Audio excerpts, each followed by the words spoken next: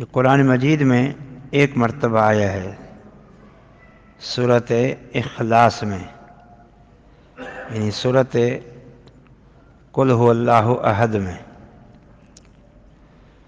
اعوذ باللہ من الشیطان الرجیم، بسم اللہ الرحمن الرحیم۔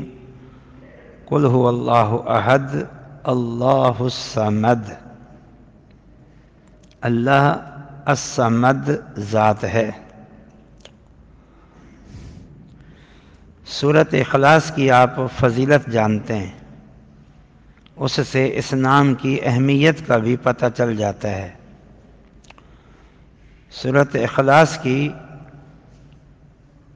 سب سے بڑی فضیلت یہ ہے کہ نبی صلی اللہ علیہ وسلم نے اسے ثلث القرآن قرار دیا ہے، ایک تہائی قرآن۔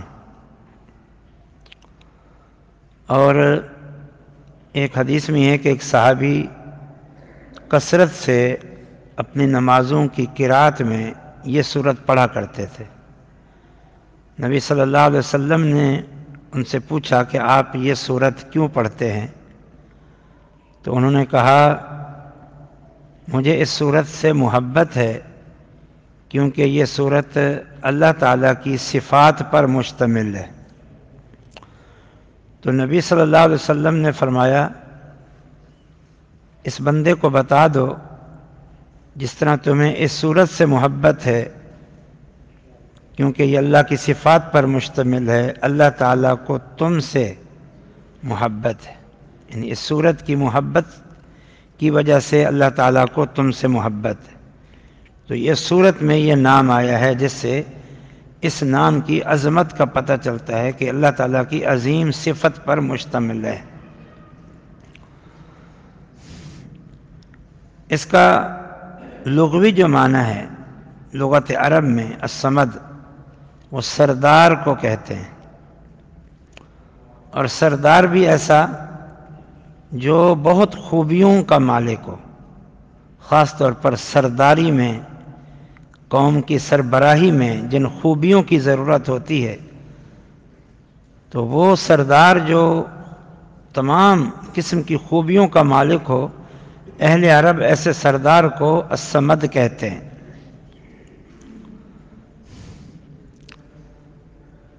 مختصر ترین لفظوں میں ہماری اردو زبان میں اس کا جو معنی کیا جاتا ہے وہ کیا جاتا ہے بے نیاز۔ اللہ الصمد، اللہ بے نیاز ذات ہے۔ بے نیاز کا معنی آپ جانتے ہیں، بے پرواہ، بے فکر، جسے کسی بھی قسم کی کوئی حاجت نہیں ہے۔ تو اس کا مفہوم یہ ہوا کہ اللہ تعالیٰ ایک ایسی ذات ہے کہ وہ خود تو کسی کا محتاج ہے ہی نہیں، بے نیاز ہے، اور سب اس کے محتاج ہیں۔ جیسے قوم کا سردار جو ہوتا ہے، لوگ اپنے جمیع معاملات میں اس کے محتاج ہوتے ہیں۔ تو اللہ کی ذات علی الاطلاق الصمد ہے، پوری کائنات سے وہ بے نیاز ہے لیکن پوری کائنات اس کی محتاج ہے۔ سبحان اللہ۔ ابن عباس رضی اللہ تعالی عنہ الصمد کا معنی کرتے ہیں کہ الصمد یہ اللہ تعالیٰ کا نام ہے، مراد ایک ایسی ذات جس ذات میں عزت و شرف کی اور سرداری کی، اپنے بندوں کے معاملات کو چلانے کی ساری خوبیاں کامل اور مکمل طریقے سے موجود ہوں۔ اللہ وہ ذات، یعنی ہر فضل اور شرف کا مستحق، ہر عزت کا مستحق، اور پوری کائنات کے نظام کو چلانے کی کامل اور مکمل صلاحیت رکھتا ہے۔ یہ ہے اللہ تعالیٰ الصمد۔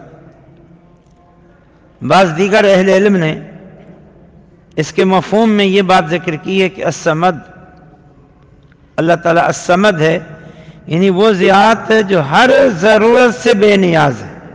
مثلا انسانوں کی جو سب سے بڑی ضرورت ہے وہ کھانا اور پینا ہے، مثال کے طور پر یہ محتاجی ہے، تو اللہ تعالیٰ ایسی تمام ضرورتوں سے کہ انسان جن کے محتاج ہیں، ضرورت مند ہیں، اللہ ان سے بے نیاز ہے، بے پرواہ ہے۔ اور مزید وہ علماء کہتے ہیں کہ اس کے معنی میں یہ بات ہے کہ خود تو بے نیاز ہے، لیکن پوری کائنات اپنی ساری ضرورتوں میں اس کی طرف محتاج ہے۔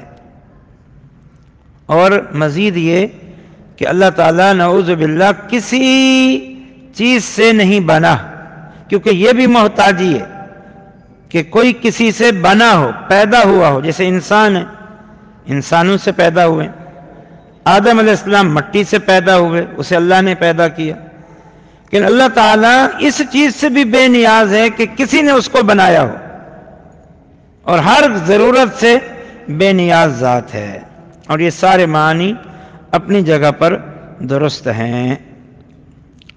اب جب یہ معلوم ہو گیا کہ اللہ تعالیٰ الصمد ہے، بے نیاز ہے، کائنات اس کی محتاج ہے، اسے کسی بھی چیز کی حاجت نہیں۔ بے نیاز میں یہ بھی معنی آ جاتا ہے بے نیاز ہے، یعنی اس کائنات کا نظام چلانے میں کوئی اس کا مشیر نہیں ہے، کوئی اس کا وزیر نہیں ہے۔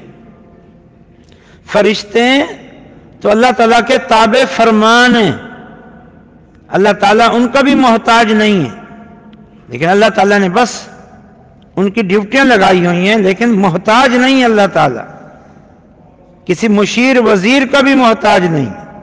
یہ اللہ تعالیٰ الصمد ہے۔ اب جب یہ معلوم ہو گیا کہ یہ اللہ تعالیٰ کی صفت ہے، تو پھر ایک تو یہ معلوم ہو گیا، اچھی طرح جان لو کہ وہ خود تو بے نیاز ہے، لیکن انسان اس کے محتاج ہیں۔ ہم سب انسان محتاج ہیں، کھانے میں، پینے میں، زندگی میں، شفا میں، ہر قسم کی چیزوں میں ہم اللہ تعالیٰ کے محتاج ہیں۔ اللہ ہمیں عطا فرما رہا ہے اور ہم اس کے محتاج ہیں۔ لہذا اس کا تقاضا یہ ہوا، ایک تو اللہ تعالیٰ سے محبت، کیونکہ وہ عظیم الشان ذات ہے، بے نیاز ذات ہے۔ دوسرا ہم اپنے جمیع معاملات میں اللہ کی طرف رجوع کریں، کیونکہ سب جب محتاج ہیں تو ہم اللہ کی طرف رجوع کریں۔ اور تیسرا اللہ تعالیٰ کا شکر ادا کریں، کیونکہ جو کچھ ہمیں ملا ہوا ہے اس بے نیاز ذات کی دین ہے، تو ہم اس اللہ تعالیٰ کا خوب اور خوب شکر ادا کریں۔ تو یہ تو تھا اللہ تعالیٰ کے نام الصمد پر انتہائی مختصر بیان۔ اس کے بعد نام ہے اللہ تعالیٰ کا الغنی، غین نون یا غنی، اردو میں بھی استعمال ہوتا ہے، غنی بمعنی مالدار۔ الغنی بہت بڑا مالدار، آپ معنی کر سکتے ہیں، مختصر معنی۔ اور ویسے اس کا جو معنی عام طور پر معروف ہے اردو زبان میں، الغنی قرآن مجید میں 18 جگہ پر آیا ہے، 18 جگہ پر۔ ہم ان میں سے کچھ آیات آپ کے سامنے پڑھیں گے، پہلے معنی جان لیں۔ الغنی کا معنی ہے بے پرواہ، بعض اہل علم اس کا معنی بھی بے نیاز کرتے ہیں، جیسے الصمد کا معنی ہے۔ ایک اعتبار سے الصمد اور الغنی ہم معنی بھی بن جاتے ہیں، بے پرواہ۔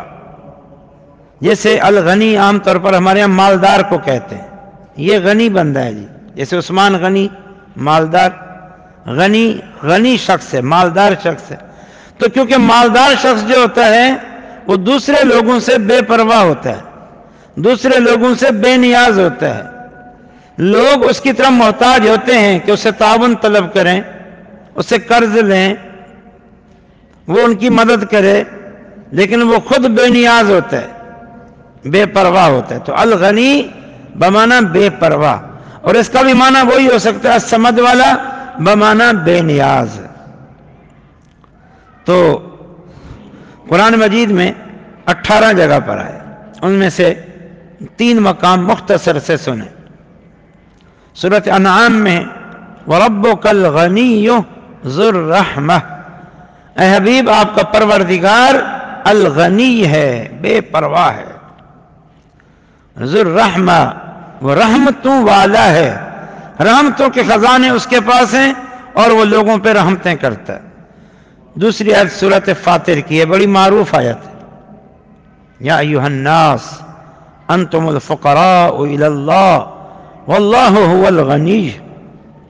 اللہ تعالیٰ فرماتے ہیں اے لوگو تم سب کے سب فقیر ہو اللہ کی طرف، واللہ هو الغنی، اور اللہ غنی ذات ہے،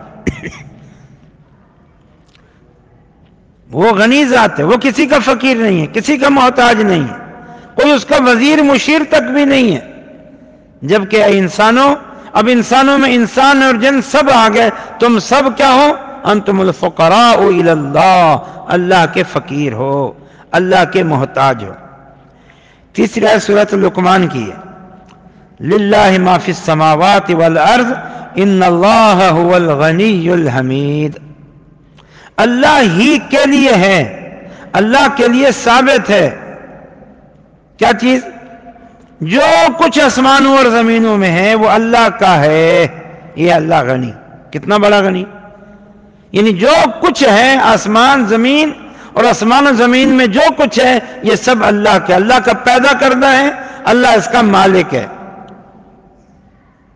ان اللہ هو الغنی الحمید، اللہ تعالیٰ بے پرواہ ذات ہے اور تعریف کیا ہوا ہے۔ یہ تین آیات ہم نے یعنی الغنی جن میں ہے وہ آپ کے سامنے بیان کی۔ اب اس کا تھوڑا سا مفہوم سنیں اپنی زبان میں۔ اللہ تعالیٰ ایک ایسی ذات ہے جو اپنی ہستی میں، اپنی ذات میں بے نیاز، بے پرواہ ہے، کسی کا محتاج نہیں، اور اسے کسی چیز کی حاجت نہیں، کسی چیز کے لیے کسی کا محتاج نہیں، اور دوسرا ہر کوئی اس کا محتاج ہے۔ یہ ہے الغنی۔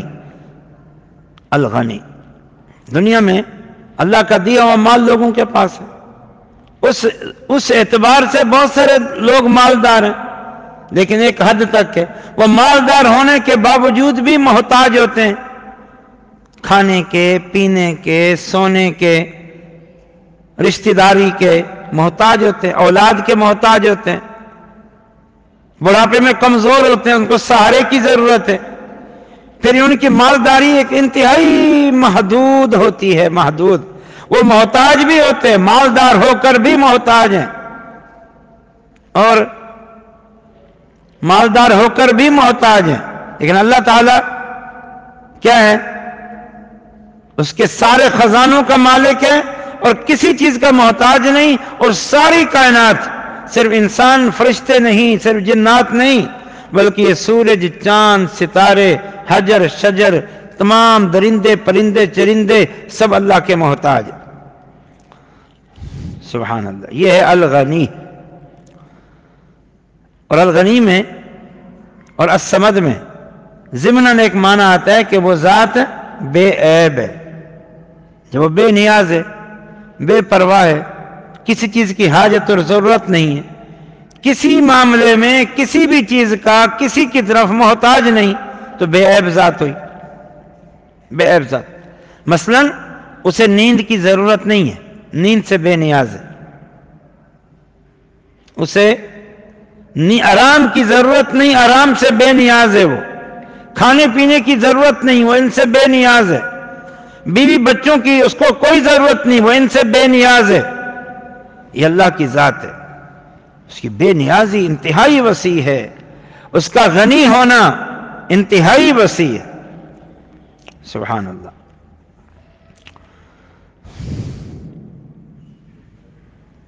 اور اس کی غنا کا ایک اور مفہوم بتا، بے پرواہ۔ کتنا بے پرواہ ہے کہ اسے عبادت گزاروں کی عبادت کی ضرورت نہیں ہے، عبادت گزاروں کی عبادتوں کا وہ محتاج نہیں ہے۔ کس قدر اس کی بے جو ہے نا کہ وہ نیازی ہے، بے پرواہی ہے، کہ ہمارے سجدوں، ہمارے رکوع، ہمارے صدقات، خیرات کا وہ محتاج نہیں ہے۔ یہ تو ہماری سعادت کی باتیں ہیں، یہ تو ہمارے شرف کی باتیں ہیں، یہ تو ہمارے لیے اجر و ثواب کی باتیں ہیں، یہ تو ہماری عظمت کی باتیں ہیں۔ اللہ ان کا محتاج نہیں ہے، ایک حدیث مبارک ہے جو آپ اکثر سنتے ہیں صحیح مسلم کی. اللہ تعالیٰ خود فرماتے ہیں، حدیث قدسی ہے، اے لوگو اگر تم سب کے سب نیک بن جاؤ، جو تم میں سب سے بڑا نیک ہے اس جیسے بن جاؤ، تو اس سے میری بادشاہت میں، میری عزت میں، میری عظمت میں کوئی اضافہ نہیں ہوگا، کیونکہ اس میں کوئی کمی ہے ہی نہیں ہے کہ اس میں اضافہ ہو. اور اگر تم سب کے سب برے بن جاؤ، جو تم میں ایک برا بندہ ہے ویسے بن جاؤ، سب سے برے جیسے بن جاؤ، تو تب میری بادشاہت میں، عزت میں کوئی کمی نہیں آئے گی. جو نیک ہیں وہ اپنے فائدے کے لیے ہیں، جو برے ہیں وہ اپنا نقصان پہنچا رہے ہیں. یاد رکھنا، یہ مسجد بنا کے، مدرسے چلا کے، نمازیں پڑھ کے، مسجدوں کو آباد کر کے، اللہ پر، رسول پر، دین پر، شریعت پر کسی پر احسان نہیں کر رہے تم لوگ. یہ اپنے لیے کر رہے ہو، اپنے لیے اپنے آپ کو اللہ کے قریب کر رہے ہو، اس عظیم ذات کا مقرب بنا رہے ہو. اور اگر کوئی برا ہے، فاسق اور فاجر ہے، تو اللہ رسول کا کچھ نہیں بگاڑ رہا، وہ دین کا کچھ نہیں بگاڑ رہا، وہ اپنا بگاڑ رہا ہے، اپنا نقصان کر رہا ہے. سبحان اللہ. اور اللہ تعالیٰ کے غنا، بے پرواہ ہونے کا معنی کیا ہے؟ وہ شرک سے بری ہے اور شرک سے بے پرواہ ہے. اسے اپنے شریکوں کی کوئی ضرورت نہیں، وہ شریکوں سے بے پرواہ ہے. شریک بنیادی طور پر جو ہوتا ہے وہ کسی کا معاون و مددگار ہوتا ہے. شریک معاون و مددگار ہوتا ہے. اللہ تعالیٰ شریکوں سے پاک ہے، معاونوں اور مددگاروں سے پاک ہے. جب کوئی اس کا ربوبیت میں کوئی شریک نہیں ہے تو پھر الوہیت میں بھی کوئی شریک نہیں ہے، وہ اس سے پاک ہے. وہ اکیلا ہی عبادت کے لائق ہے، اکیلا ہی ربوبیت کا مستحق ہے، وہ شریکوں سے پاک. ایک حدیث بھی ہے، اس کا لفظ بھی یہی ہے، انا اغنى الشرکاء عن الشرک. اللہ تعالیٰ فرماتے ہیں انا اغنى الشرکاء عن الشرک، کہ جن جن کو لوگوں نے اللہ کا شریک بنایا ہوا ہے، ان میں سے، ان کے مقابلے میں اغنا ہوں، بے پرواہ ہوں. میں بے پرواہ ہوں، مجھے ان شریکوں کی ضرورت نہیں. پھر حدیث کا اگلا حصہ ہے، جس نے میرے ساتھ کسی کو شریک کر لیا تو میں شرک کرنے والے کو اور اس کے شرک کو چھوڑ دیتا ہوں، مجھے ضرورت ہی نہیں ہے، تو میرا کوئی شریک نہیں. تو اللہ تعالیٰ کے کمال غنا، کمال بے پرواہی میں یہ بات بھی ہے کہ وہ شریکوں سے بالکل پاک اور صاف ہے. سبحان اللہ. اگر ہمیں اللہ تعالیٰ کی صفت الصمد، بے نیازی، اور صفت غنا، بے پرواہی، اور یہ کہ ہم انسان اللہ کے محتاج ہیں، اس بات کا علم ہو جائے صحیح طرح، تو ہمیں اپنی حقیقت معلوم ہو جائے گی کہ ہم کتنا کمزور ہیں، کتنا لاغر ہے، محتاج ہیں اللہ کے.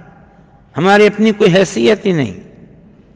اللہ تعالیٰ اپنا کرم، اپنی مہربانی ہم سے اٹھا لے، ہم ایک سانس بھی نہ لے سکیں، ہم ایک قدم بھی نہ چل سکیں، کیونکہ ہم تو محتاج ہیں. اس کی عطا ہے تو چل رہے ہیں، زندہ ہیں. اگر ہم سے اپنی عطائیں چھین لے تو ہم بالکل لاغر، کمزور، بلکہ مردہ اور بے جان ہو جائیں. ہمیں اپنی حقیقت کا علم ہو جائے اگر ہم اللہ کی الصمد اور اللہ تعالیٰ کے نام الغنی کا مفہوم جان لیں. سبحان اللہ. جب اللہ الغنی ہے، ہم سب فقیر ہیں، ہم اللہ کو الغنی جان لیں، اور یہ کہ ہم اللہ کے فقیر ہیں اس کو جان لیں، تو اللہ کا الغنی معلوم ہو جائے گا اور ہمیں ہمارا فقیر ہونا معلوم ہو جائے گا، محتاج ہونا معلوم ہو جائے گا. اور الصمد میں اور الغنی میں ایک معنی تھا کہ اللہ تعالیٰ ہر قسم کی شرف اور عزت کا مستحق ہے. جب ہم یہ جان لیں ہر قسم کی عزت اور شرف اور فضیلت اللہ کے لیے ہے، باقی سب کی جو کچھ ملا ہوا ہے اللہ کا دیا ہوا ہے، تو پھر معلوم ہو جائے گا ہم تو بڑے متواضع لوگ ہیں، کمزور لوگ ہیں، بے حیثیت ہیں. اللہ حیثیت دے دے، کچھ عزت دے دے تو ہمارے پلے کچھ ہے. اگر اللہ ہمیں عزت سے محروم کر دے تو ہمارے پاس کچھ ہی نہیں ہے. اللہ کے لیے ہر قسم کی عزت ہے اور ہم انتہائی متواضع کمزور انسان ہیں۔ اس لیے تو حدیث میں آتا ہے کہ من تواضع للہ رفعہ اللہ، جو اللہ کے لیے، اللہ کی رضا کے لیے، اس کی خوشنودی کے لیے تواضع اور انکساری اختیار کرتا ہے، اللہ اسے رفعت عطا فرماتا ہے۔ انسان کو تواضع پسند ہے، اللہ کو کبر اور بڑائی پسند ہے۔ تو اللہ تعالیٰ کی ان صفتوں کو جان لیں تو ہمیں ہماری حیثیت معلوم ہو جائے گی۔ ہم بالکل کمزور ہیں، بے حیثیت ہیں، ایک ذرہ خاک ہیں، کوئی ہماری حیثیت نہیں ہے۔ اللہ صمد ہے، اللہ بے نیاز بھی ہے، وہ ذات ہے۔ اگر ہم اللہ تعالیٰ کے ان ناموں کو جان لیں، دو ناموں کی صحیح طرح پہچان، تو اللہ تعالیٰ کے لیے قدرت تامہ، کیونکہ وہ بے نیاز ہے، من ہر قسم کی قدرت اور قوت اللہ کے پاس ہے، وہ غنی ہے، ہر قسم کی صلاحیتیں قوت اللہ کے پاس ہیں۔ جب یہ اللہ کے پاس ہیں تو ہم کیا ہوئے؟ اللہ تعالیٰ کے لیے کمال قدرت ثابت ہوا، ہمارے لیے کمال عجز، ہم تو انتہائی کمزور ہیں، کوئی ہماری حیثیت نہیں۔ بہرحال اس کے بعد آگے چلتے ہیں۔ اللہ تعالیٰ کے ایک اور نام ہے الہادی۔ الہادی یہ قرآن میں 2 مقام پر آیا ہے۔ ہادی کا جو ہمارے زبان میں معنی ہے ہدایت دینے والا، رہنمائی کرنے والا، یہ معنی ہے۔ 2 آیتیں آپ کو سناتے ہیں، 2 ہی آیتیں ہیں قرآن میں جس میں لفظ ہادی ہے، تو 2 آیتیں سناتے ہیں۔ سورۃ الحج، وَإِنَّ اللَّهَ لَهَادِ الَّذِينَ آمَنُوا إِلَىٰ صِرَاطٍ مُسْتَقِيمٍ، بے شک اللہ تعالی ہدایت دینے والا ہے، رہنمائی کرنے والا ہے اہل ایمان کی صراط مستقیم کی طرف۔ مومنوں کو جو سیدھی راہ نصیب ہے اللہ کی توفیق سے۔ اسلام قبول کیا ہوا ہے ہم نے، اور اسلام قبول کرنے کے بعد جو صحیح اسلام ہے، صحیح توحید والا، سنت والا، کتاب و سنت والا، اس پر جو لوگ گامزن ہیں، یہ اللہ نے ہی ان کو ہدایت بخشی ہے۔ یہ ہے اللہ الہادی۔ دوسری آیت سورۃ الفرقان کی ہے، وَكَفَىٰ بِرَبِّكَ هَادِيًا وَنَصِيرًا، اے حبیب صلی اللہ علیہ وسلم، آپ کا رب آپ کے لیے بطور ہادی کے اور بطور نصیر کے کافی ہے۔ آپ کی رہنمائی کے لیے اللہ کافی ہے، اور آپ کی مدد کے لیے اللہ کافی ہے۔ معنی ہم نے بتا دیا الہادی کا، ہدایت دینے والا، رہنمائی کرنے والا۔ اب اس کا بنیادی مفہوم کیا ہے؟ اللہ تعالیٰ ہدایت دینے والا ہے، رہنمائی کرنے والا ہے۔ اس کا مفہوم یہ ہے کہ خیر اور شر کی راہیں اللہ تعالیٰ دکھلانے والا ہے، رہنمائی کرنے والا، خیر کی طرف بھی اور شر کی طرف بھی۔ رہنمائی کا معنی ہے بتا دینا، سمجھا دینا، خبردار کر دینا۔ خیر اور شر کی رہنمائی، خیر و شر کو آپ کہہ سکتے ہو حق اور سچ کی رہنمائی، یا کہہ سکتے ہو ہدایت و ضلالت کی رہنمائی۔ رہنمائی کے معنی آگاہی۔ اللہ تعالیٰ الہادی ہے، اس نے خیر اور شر سے مطلع کر دیا، حلال و حرام سے مطلع کر دیا، ہدایت اور ضلالت سے مطلع کر دیا ہے ہمیں۔ ہم مطلع کیا ہے اپنے قرآن کے ذریعے، مطلع کیا اپنے نبی محمد صلی اللہ علیہ وسلم کے ذریعے۔ یہ اللہ نے انسانی فطرت میں کچھ خیر اور شر کی پہچان رکھی ہوئی ہے۔ فطرت میں، انسانی فطرت میں اللہ نے خیر اور شر کی پہچان رکھی ہوئی ہے، تو یہ اللہ تعالیٰ کی ہدایت ہے بندوں کے لیے۔ سبحان اللہ۔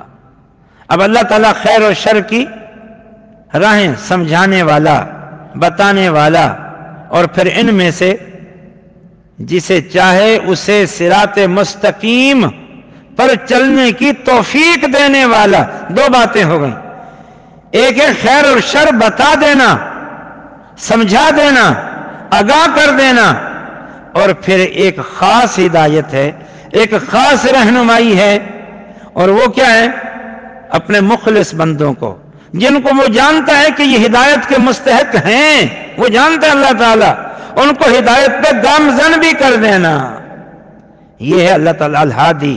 کسی کو صرف آگاہ کر دیتا ہے، آگاہ سب کو کر دیے، انبیاء سب کے لیے آئے، کتابیں سب کے لیے آئیں، آج یہ علم سب کے لیے اللہ کی آگاہی اور ہدایت پر مشتمل ہے۔ لیکن اللہ تعالیٰ ہدایت پر چلاتا اسے، ہدایت یافتہ اسے بناتا ہے جس کو وہ سمجھتا ہے کہ وہ اس کا حقدار ہے۔ اس ہدایت میں صرف ایمان کی ہدایت نہیں ہے، اللہ ہادی ہے، رہنمائی کرنے والا ہے۔ صرف ایمان کی ہدایت نہیں، یہ صرف گمراہی کی پہچان نہیں، بلکہ اللہ ہادی ہے ساری انسانی تمام مخلوق کے لیے، تمام مخلوق کے لیے، انسانوں کے علاوہ یہ درندے، یہ پرندے، یہ چرندے، یہ انسان، سب کے لیے۔ وہ کیسے؟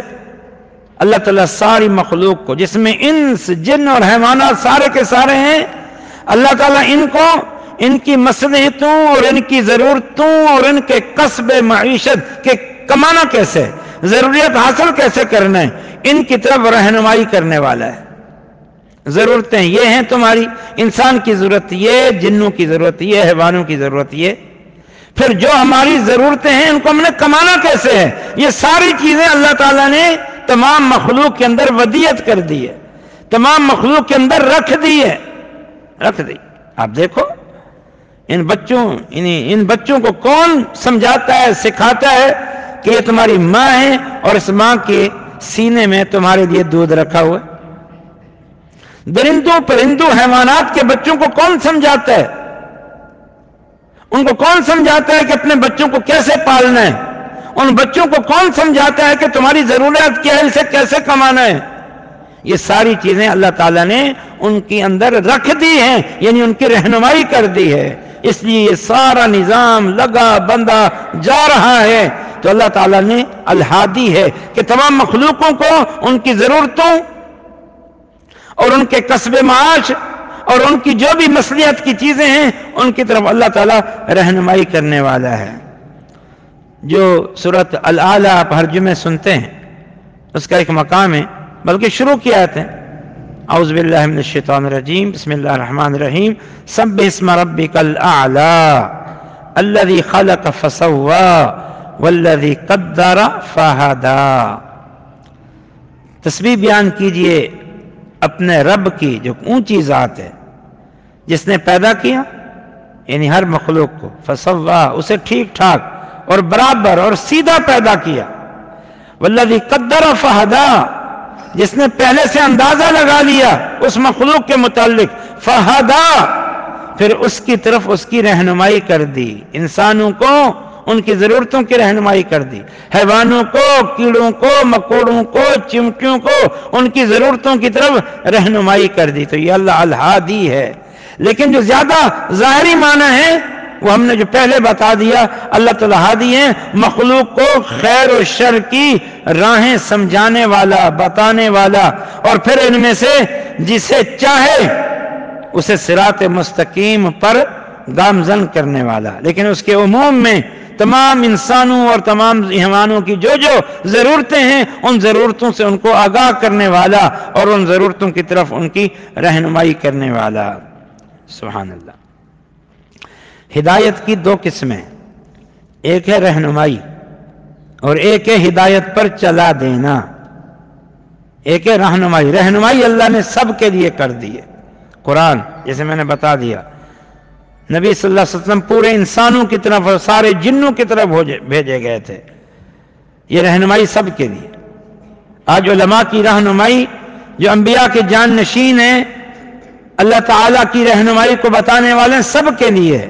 ایک یہ اللہ کی طرف سے رہنمائی کا انتظام ہے تو کتنے عظیم لوگ ہیں انبیاء اور ان کے بعد ان کے جان نشین علماء جو اللہ کی طرف سے مقرر ہیں، اور جو اللہ الہادی ہے، رہنمائی کرنے والا، وہ اس رہنمائی کا فریضہ اللہ کی طرف سے انجام دے رہے ہیں، لوگوں کو بتا رہے ہیں۔ اللہ کی ہدایت آج بھی قائم اور دائم ہے، علماء آج بھی کھول کھول کے بیان کر رہے ہیں۔ ایک تو یہ ہدایت، یہ سب کے لیے ایک ہدایت ہے، ہدایت پر گامزن کر دینا، گامزن کر دینا۔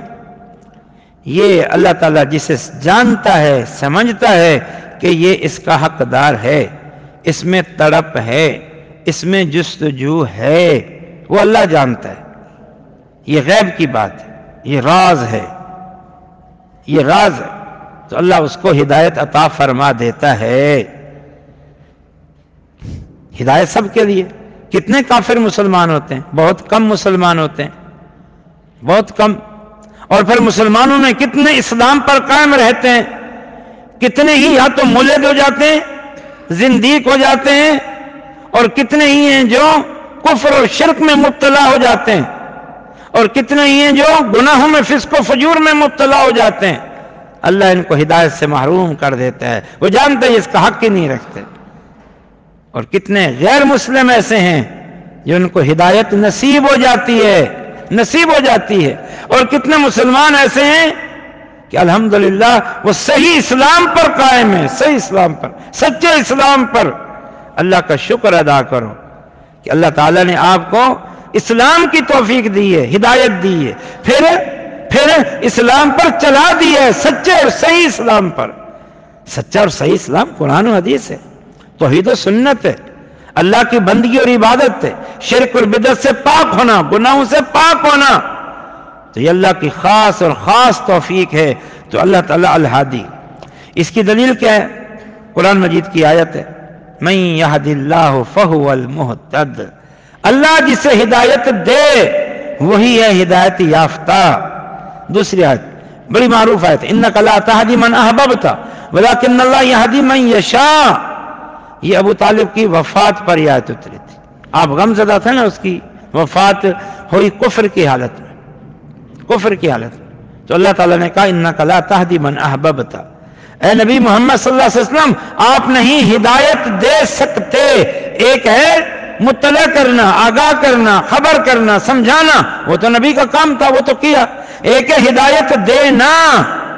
فرمایا آپ ہدایت نہیں دے سکتے جسے آپ چاہیں. ولیکن اللہ یہدی من یشاء. اللہ تعالیٰ ہدایت دیتا ہے جسے چاہتا ہے. اس کی چاہت بھی، اس کی چاہت کچھ اسباب کے تحت ہے انشاءاللہ. وہ جانتا ہے کہ کون ہدایت کا مستحق ہے. بس یہ راز ہے، ہم اس راز کو نہیں جانتے. قیامت کے دن شاید کھلیں گے کہ اس کو ہدایت کیوں ملی، اس وجہ سے ملی. اس کو کیوں نہیں ملی، اس وجہ سے نہیں ملی. لیکن یہ یاد رکھو اللہ ظالم نہیں ہے نعوذ باللہ کہ اس نے ظلم کیا ہو، کسی کو ہدایت دی کسی کو نہیں دی، وہ مستحق تھا نہیں دی، وہ مستحق نہیں تھا اس کو دے دیا. ایسا نہیں ہے، ایسا نہیں ہے. اللہ ظالم نہیں ہے. تو بہرحال یہ الہادی کے اندر یہ سارے مفہوم جو ہے نا کہ وہ آ جاتے ہیں. سبحان اللہ. اور میں نے ایک بات عرض کی تھی نا کہ ہدایت رہنمائی ایک تو انبیاء رسول کے ذریعے ہوئی، کتابوں کے ذریعے ہوئی، اور پھر انبیاء کے یعنی جو ورثہ ہیں علماء، وہ انبیاء کی ذمہ داری نبھا کے لوگوں کی رہنمائی کر رہے ہیں. ایک یہ کہ اللہ تعالیٰ نے انسانی فطرت میں ہدایت رکھ دی. ہدایت حق کی پہچان اللہ نے اپنی پہچان فطرت میں رکھ دی. جیسے معروف حدیث ہے کل مولود یولد علی الفطرہ فابواہ یہودانہ او ینصرانہ او یمجسانہ. فرمایا ہر بچہ فطرت پر پیدا ہوتا ہے. فطرت سے مراد فطرت اسلام، اللہ کی پہچان، اللہ پر ایمان، اللہ کی اطاعت اور اطاعت، عبادت اور اطاعت کے جذبے پر پیدا ہوتا ہے. لیکن پھر اس کے ماں باپ اس کو یہودی اور عیسائی بنا دیتے ہیں کیونکہ وہ ان میں پلتا ہے، بڑھتا ہے. اور پھر ماں باپ اور خاندان کی محبت اور تعصب اس قدر اس میں آ جاتی ہے کہ وہ پھر فطرت کی آواز کو دبا دیتا ہے، اس کو قبول نہیں کرتا، اسے سنتا نہیں ہے، یا پھر دنیا کے فائدے اور نقصان کو سوچتا ہے، آخرت کے فائدے اور نقصان کو نہیں سوچتا. تو اللہ بھی اس کو ہدایت سے محروم کر دیتا ہے. پھر کوئی ہندو، کوئی عیسائی اور کوئی کیا بن جاتا ہے. سبحان اللہ. تو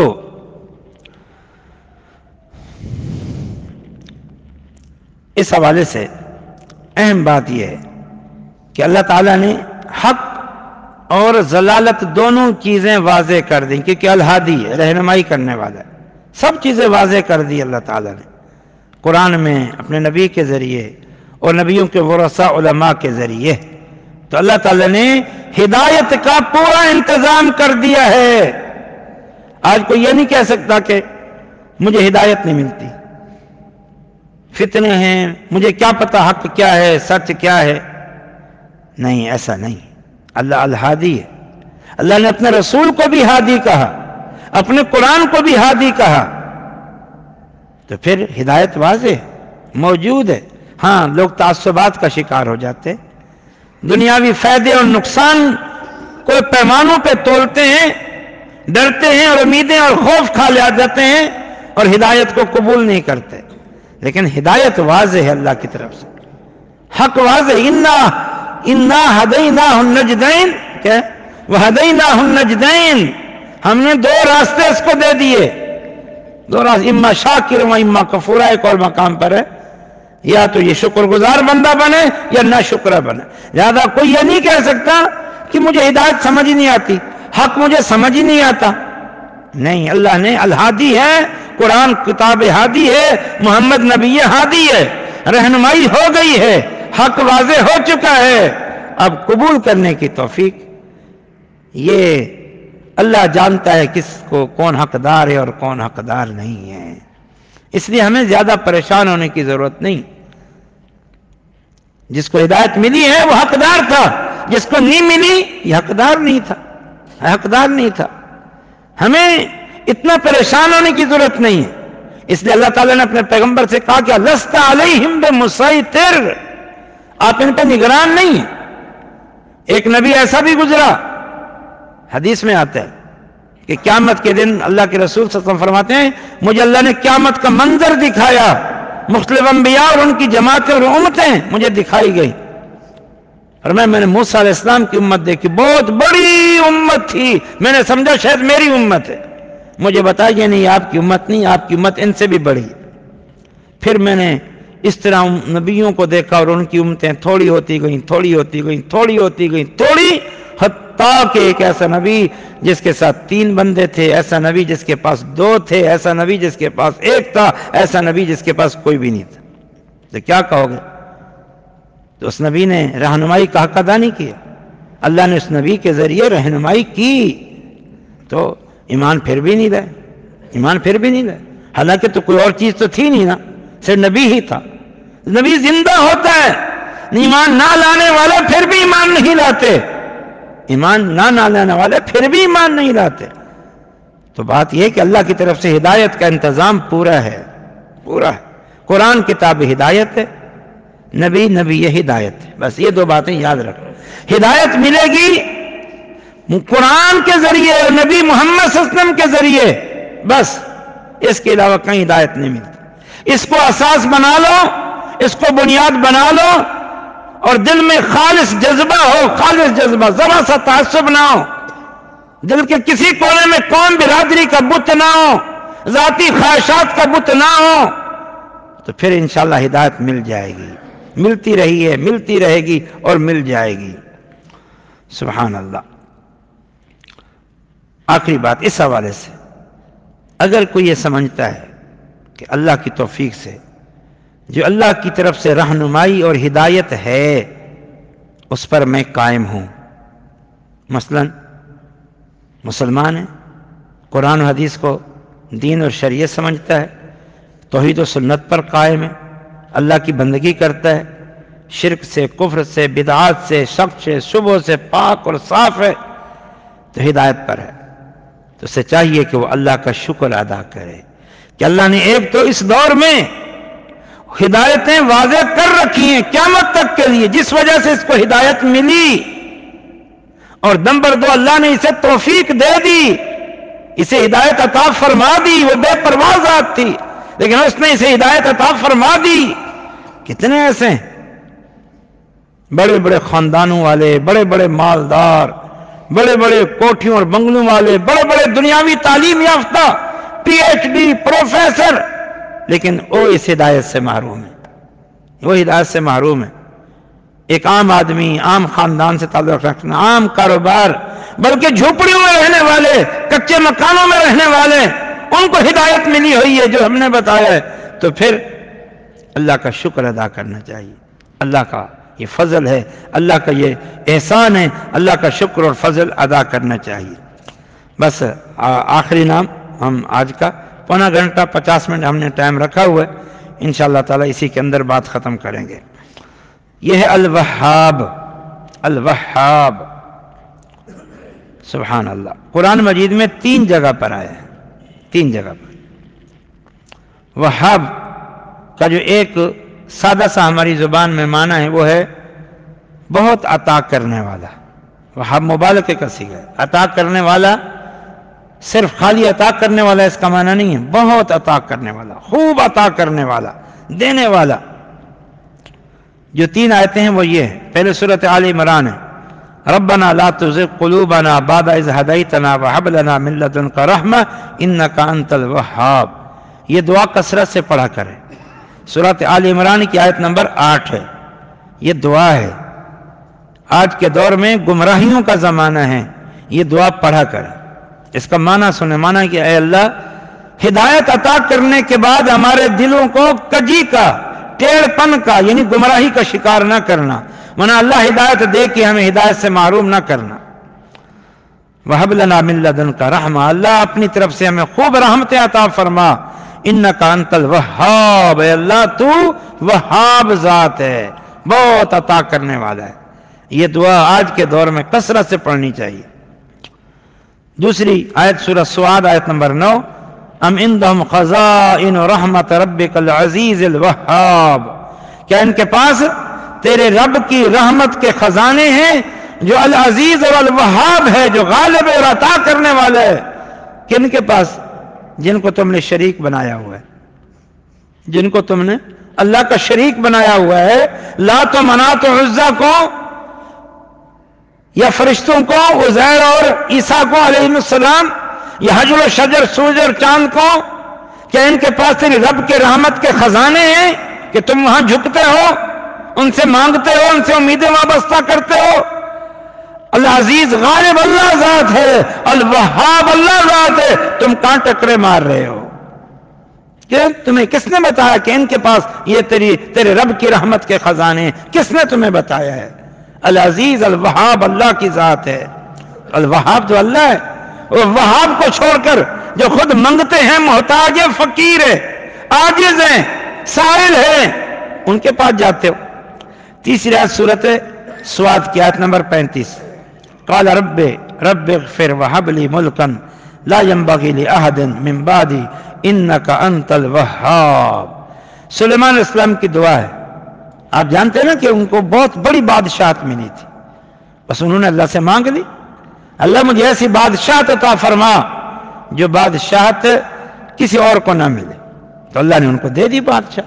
دنیا میں یعنی ابتدا سے لے کر انتہا تک اس دنیا میں سب سے بڑے طاقتور اور قوی بادشاہ وہ سلیمان علیہ السلام گزرے ہیں. اب ان جیسا کوئی بادشاہ نہیں آئے. اللہ نے شیاطین اور جنات کو ان کے تابع کر دیا. تو ان کی یہ دعا ہے، اے اللہ مجھے معاف کر دے، سبحان اللہ، اور عطا کر مجھے بادشاہت، ایسی بادشاہت جو نہ لائق ہو میرے بعد کسی کے لیے. انکا انت الوہاب، بے شک تو خوب عطا کرنے والا ہے، جو ایسی بادشاہت دے سکتا ہے مجھے، ایسی قوت اور طاقت ظاہری طور پر جو ایک دنیاوی بادشاہ کو جو ہوتی ہے، مجھے یہ ساری صلاحیتیں عطا فرما سکتا ہے. تو اللہ تعالیٰ الوہاب ہے، سبحان اللہ. جیسے میں نے بتایا یہ مبالغے کا صیغہ ہے الوہاب. مبالغے کا معنی ہوتا ہے جس میں مصدری معنی کی زیادتی پائی جائے، زیادہ وہ چیز پائی جائے. ٹھیک ہے، اب اس کا معنی ہم کیا کریں گے؟ جیسے ہم نے کہا نا بہت عطا کرنے والا، بہت دینے والا، مسلسل دینے والا، ہمیشہ دینے والا، ہر قسم کی نعمتیں دینے والا، ہر قسم کی ضرورتیں پوری کرنے والا. جب الوہاب ہے اور ہمیشہ الوہاب رہے گا تو مانا کہ اس کے خزانے اتنا ہیں جو ختم ہونے والے نہیں. وہ ایک حدیث بھی ہے، نبی صلی اللہ علیہ وسلم نے فرمایا تھا. آپ نے فرمایا، حدیث قدسی، اللہ تعالیٰ فرماتے ہیں اگر تمام انسان اور جن ایک میدان میں جمع ہو جائیں اور وہ اللہ سے مانگیں جو چاہیں مانگیں، تمام انسان اور جن، جانتے ہو یعنی آدم سے لے کر آخری انسان تک، جنوں کے باپ ابو الجن سے لے کر آخری جن تک جو دنیا میں آئیں گے سارے، اللہ فرماتے ہیں اگر ایک میدان میں جمع کر دیے جائیں اور ہر ایک اللہ سے مانگے، جو چاہے مانگے، جو چاہے مانگے، اور اللہ تعالیٰ اس کی چاہت کے مطابق اسی لمحے اسے دے دے، سب کو اس کی طلب دے دے، تو اللہ کے خزانوں میں اتنا کمی بھی نہیں آئے گی جتنا سمندر میں سوئی ڈبوئی جائے اور سوئی نکالی جائے تو سوئی کو کتنا پانی لگتا ہے، اس سے اگر سمندر میں کوئی کمی واقع ہو سکتی ہے ممکن ہے، اللہ کے خزانوں میں اتنا کمی بھی نہیں۔ جنت میں اللہ تعالیٰ جو سب سے آخری جنتی ہوگا اس کو کیا دے گا؟ یہ جتنا یہ سارا روئے زمین ہے نا، یہ دنیا ہے، دنیا پوری، یہ دنیا اس جیسی 10 دنیا اللہ اس کو عطا فرمائے گا، اس جیسی 10 دنیا اللہ عطا فرمائے گا۔ تو جو انبیاء، اولیاء، محدثین، اللہ اکبر، بزرگان دین، علماء، نیک، صالحین، ان کو جو ملے گا وہ کیا ہوگا؟ کوئی اندازہ ہے؟ حتیٰ کہ حدیث میں ہے کہ اللہ تعالیٰ سب کو جنت میں داخل کر کے ان کو نعمتیں عطا کر کے ابھی جنت میں جگہ خالی ہوگی۔ اللہ اس جنت کو بھرنے کے لیے نئی مخلوق پیدا کر کے ان کو آباد فرمائے گا۔ یہ ہے اللہ تعالیٰ الوہاب، وَلِلَّهِ خَزَائِنُ السَّمَاوَاتِ وَالْأَرْضِ، اللہ کے لیے تمام آسمانوں کے خزانے ہیں۔ یہ الوہاب کیوں ہے؟ اس لیے ہے کہ تمام خزانوں اور ہر قسم کے خزانوں کا مالک ہے۔ آسمان و زمین کی بادشاہت اسی کے پاس ہے، آسمان و زمین کے تمام معاملات اس کے ہاتھ میں، وہ اپنی مملکت میں جو چاہے کرے، تصرف کرے، اس سے کوئی پوچھنے والا نہیں، وہ کسی کو جواب دے نہیں ہے، اس لیے وہ الوہاب ہے۔ سبحان اللہ۔ آپ دیکھیں نا اللہ تعالیٰ کی عطا کا سلسلہ تو کب سے شروع ہو جاتا ہے؟ اللہ تعالیٰ کی عطا، دین، مہربانیوں کا سلسلہ کب سے شروع ہو جاتا ہے؟ جب بچہ ابھی ماں کے پیٹ میں ہوتا ہے، ماں کے پیٹ میں ہوتا ہے تو اس کو غذا ملنا شروع ہو جاتی ہے، بچہ ہوتا ہے غذا ملنا شروع ہو جاتی ہے۔ پھر اللہ تعالیٰ کی عطا کچھ مانوی بھی ہے، مانوی وہاب، یہ جو ماں کے دل میں بچوں کی محبت ہے، بچہ ابھی پیٹ میں ہے ماں کے، باپ کے دل میں محبت، ماں کے دل میں محبت، بہن بھائیوں کے دل میں محبت کہ وہ اس کی پرورش کرتے ہیں اور اس کی حفاظت کرتے ہیں۔ پھر بچہ دنیا میں آتا ہے، سب اس سے محبت کرتے ہیں، دیکھ بھال کرتے ہیں۔ معصوم بچہ بالکل یعنی کس قدر وہ حفاظت کا مستحق ہوتا ہے، آپ سنتے رہتے ہیں، ماں کی مامتا، ماں کی قربانیاں، ماں کی محبتیں، ماں کی تکلیفیں، خندہ پیشانی سے خوشی خوشی وہ برداشت کرتی ہے۔ تو یہ محبتیں جو دلوں میں پیدا کر دی ہے، جس سے یہ بچے فائدہ اٹھاتے ہیں، پرورش پاتے ہیں، یہ سب اللہ تعالیٰ کی دین ہے اور عطا ہے۔ اور اللہ تعالیٰ الوہاب ہے۔ سب سے بڑی عطا کیا ہے؟ وہی جو پیچھے الہادی، ہدایت دینے والا، الوہاب، عطا فرمانے والا، دینے والا۔ تو وہ عطا اور وہ دین، سب سے بڑی عطا اور دین کیا ہے؟ وہ ہدایت ہے، وہ ایمان ہے۔ سبحان اللہ، ایمان ہے، ٹھیک ہے۔ یہ ایسی عطا ہے جو دنیا کی بادشاہتوں کے سے بہت بڑی ہے۔ دنیا کی بادشاہتیں اس ہدایت کی عطا کے مقابلے میں کچھ بھی نہیں ہے۔ اللہ یہ بھی بہتوں کو دیتا ہے، بہتوں کو دیتا ہے، بہتوں کو دیتا ہے۔ آج دنیا میں بہت ہدایت یافتہ ہیں، آدم سے لے کر قیامت تک کتنے ہدایت یافتہ آئیں گے۔ یہ اللہ کی اصل عطا ہے اور اللہ یہ بھی بہت لوگوں کو جو ہے نا کہ دیتا ہے۔ تو آج ہم صرف اللہ تعالیٰ سے دنیا مانگتے ہیں کہ وہ الوہاب ہے، لہذا ہمیں وہ دینے والا ہے، دنیا مانگو اس سے۔ دنیا دے دے تو کہتے ہیں اللہ نے دی ہے لہذا شکر ادا کرو۔ ہدایت اللہ سے نہیں مانگتے۔ جو ہدایت کا متلاشی ہے، جو کہتا ہے مجھے ہدایت سمجھ نہیں آ رہی، فتنے ہیں، وہ اللہ تعالیٰ سے مانگے تو صحیح، ہدایت مانگے تو اہدنا الصراط المستقیم، صدق کے دل سے مانگے تو صحیح۔ آگے خود بتا دیا صراط مستقیم کیا ہے، صراط الذین انعمت علیہم، انعام یافتہ لوگوں کی، اور انعام یافتہ لوگ کیا ہیں؟ انبیاء، اولیاء، صدیقین ہیں۔ تو ان کی راہ پہ چلنا ہے تو اللہ رسول کی اطاعت کرنا پڑے گی، پھر دل کھل جائے گا۔ مانگو تو صحیح نا، ایسے خالی بغیر کسی طلب کے، تڑپ کے، جستجو کے، اہمیت کے تم مانگو گے تو اللہ سے بڑھ کر پھر بے پرواہ ذات کوئی بھی نہیں ہے۔ سبحان اللہ۔ بہرحال اللہ تعالیٰ کی عطا عام ہے، بادشاہت بھی، مال بھی، دولت بھی، اولاد بھی، ٹھیک ہے، یہ عہدے بھی، یہ بھی اللہ تعالیٰ کی دین اور عطا ہے۔ البتہ یہ جو مال و متاع ہے یہ کیا ہے؟ یہ کسی کے لیے آزمائش ہے، کسی کے لیے آزمائش ہے۔ اکثر یہ آزمائش کی بنیاد پر ہوتی ہے، آزمائش کی بنیاد پر۔ ہاں البتہ کسی پر اللہ کا انعام بھی ہوتا ہے، اللہ دنیا میں ان کو اچھا صلہ دے دیتا ہے تاکہ وہ دوسروں کے لیے نمونہ بنے کہ دیکھو اللہ کی بندگی کرو گے اللہ کی عطا دنیا میں بھی مل سکتی ہے۔ اور اللہ تعالیٰ کبھی مال و دولت دیتا ہے، اولاد دیتا ہے آزمانے کے لیے کہ اس کا حق ادا کرتے ہو یا نہیں، اس کا شکر ادا کرتے ہو نہیں۔ تو ہر وہ خیر جو تمہیں ملی ہوئی ہے یہ اللہ کی عطا ہے، حتیٰ کہ نیک اولاد اور نیک بیوی بھی اللہ کی عطا ہے، اور حدیث میں ہے کہ یہ بھی اللہ سے مانگو۔ قرآن میں وَعِبَادُ الرَّحْمَنِ الَّذِينَ يَمْشُونَ عَلَى الْأَرْضِ حَوْنًا، ابھی آپ نے امام صاحب سے دوسری رکعت میں یہ رکوع سنا تھا، وَعِبَادُ الرَّحْمَنِ والا رکوع، سورۃ فرقان کا آخری رکوع۔ رحمان کے بندے کون ہیں؟ یہ اور آخر میں ہیں جو کیا کہتے ہیں، ربنا ہب لنا من ازواجنا وذریاتنا قرۃ اعین۔ ربنا ہب، یہ وہی ہب ہے، اے اللہ ہمیں عطا کر نیک بیوی، ہمیں عطا کر نیک اولاد، اور تو نے اولاد بیوی دی ہوئی ہے، اولاد دی ہوئی ہے، تو اے اللہ اسے نیک بنا دے، یہ بھی اللہ کی عطا ہے، اس اولاد کو نیک بنا دے، یہ بھی اللہ کی عطا ہے۔ تو اللہ تعالیٰ سے یہ ہدایت خوب مانگا کریں، اس لیے کہ وہی عطا فرمانے والا ہے، دینے والا ہے۔ جیسے قرآن میں وَوَهَبْنَا لَهُ أَهْلَهُ وَمِثْلَهُ مَعَهُمْ رَحْمَةً مِنَّا، ایوب علیہ السلام کے بارے میں کہا، ان کو اللہ نے آزمایا اور سب کچھ چھین دیا، سب کچھ، اولاد فوت ہو گئی، بیویاں فوت ہو گئی، ایک بیوی رہی، وہی بیچاری خدمت میں لگی رہتی تھی۔ تو اللہ تعالیٰ نے جب آزمائش پوری کر لی تو دیا، اور کیا دیا؟ فرمایا ہم نے ڈبل دے دیا۔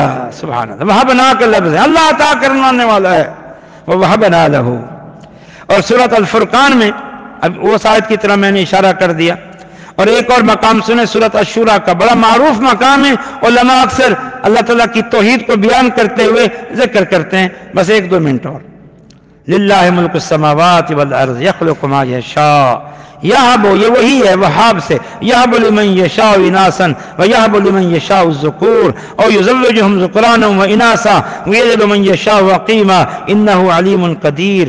اللہ ہی کے لیے آسمان و زمین کی بادشاہت، وہ جو چاہتا ہے پیدا کرتا ہے، یہب وہی وہاب سے، عطا کرتا ہے جسے چاہتا ہے بیٹی ہی بیٹیاں، اور عطا کرتا ہے جسے چاہتا ہے بیٹے ہی بیٹے، اور عطا کرتا ہے جسے چاہتا ہے بیٹے بیٹیاں دونوں، اور جسے چاہے وہ محروم بھی کر دے۔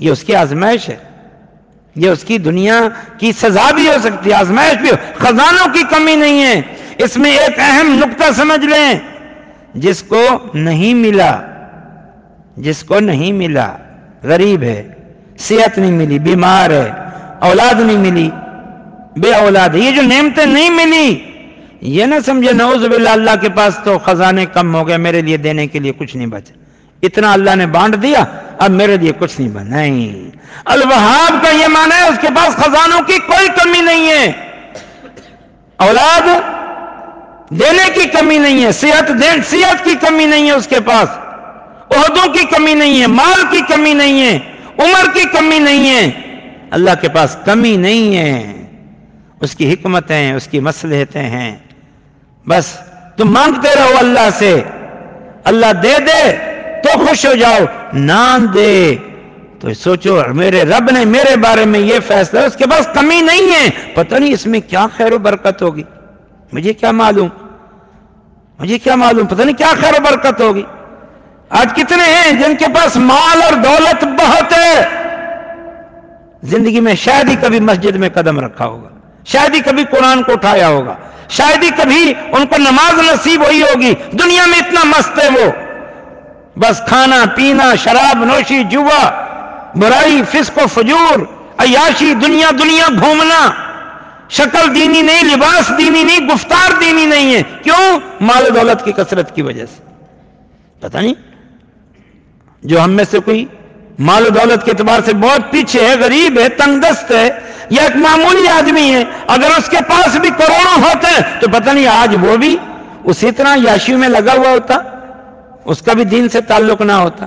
آج پتہ نہیں میں اور آپ جو اللہ کے گھر میں بیٹھے ہوئے، اس کے پیچھے ایک وجہ یہ بھی ہو، اللہ نے ہمیں اس طرح دین کے ساتھ جوڑنے کے لیے ہمیں مال و دولت کی کثرت سے بچا کے رکھا ہوا ہے، بڑے بڑے عہدوں سے بچا کے رکھا ہوا ہے، کیا پتا ہمیں؟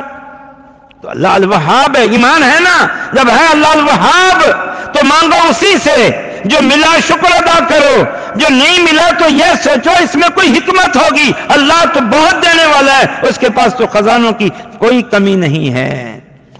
اللہ پاک ہمیں سمجھ اور عمل کی توفیق عطا فرمائے، ان ناموں کا معنی اور اس کا مفہوم عطا فرمائے، اور جس کے تقاضے ہیں اللہ تعالیٰ انہیں پورا کرنے کی توفیق عطا فرمائے۔ اقول قولی ھذا وآخر دعوانا ان الحمدللہ رب العالمین۔ اس ویڈیو کو زیادہ سے زیادہ شیئر کیجیے اور ہمارے چینل سبحانی مسجد لیاری کو سبسکرائب کیجیے اور صدقہ جاریہ کے مستحق بنیے۔ جزاکم اللہ خیرا کثیرا فی الدنیا والآخرہ۔